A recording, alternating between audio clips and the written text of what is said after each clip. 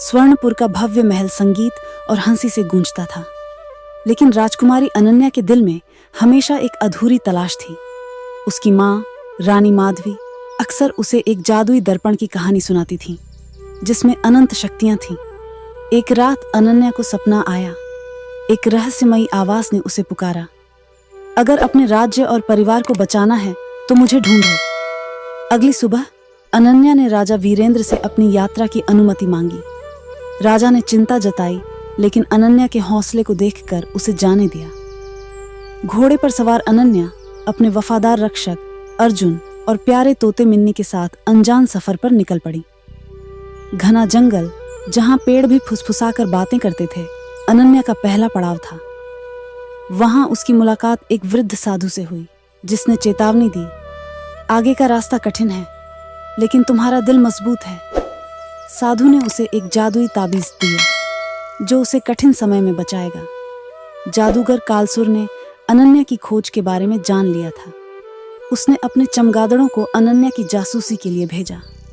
रास्ते में अनन्या को कई भ्रमजाल में फंसाया गया, जैसे एक झरना जो उसे खजाने का लालच दिखाता था, लेकिन अनन्या का मन अडिग था। अचानक एक जगमगाती रोशनी अनन्या के सामने आई। यह परी तारा थी, जिसने अनन्या की हिम्मत देखकर उसकी मदद करने का फैसला किया। तारा ने उसे एक जादुई नक्शा दिया, जो दर्पण तक पहुंचने का रास्ता दिखाता था, लेकिन यह रास्ता आसान नहीं था। आग का दरिया, पत्थर बनाती झील और समय का भूल भुलैया।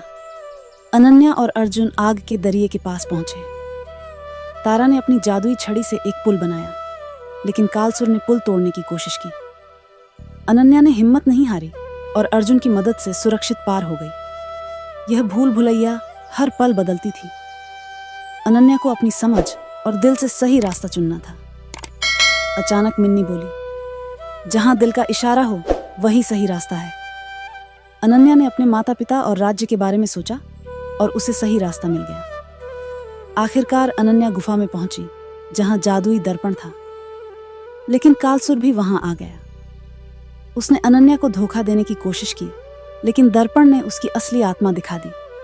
उसकी सारी जादुई शक्तियां खत्म हो गईं। अनन्या अपने राज्य लौटी, जहां सभी ने उसका स्वागत किया। उसने जादुई दर्पण का इस्तेमाल कर राज्य में सुख शांति स्थापित की और हर जरूरतमंद की मदद की। वह केवल एक राजकुमारी नहीं, बल्कि एक मिसाल बन गई।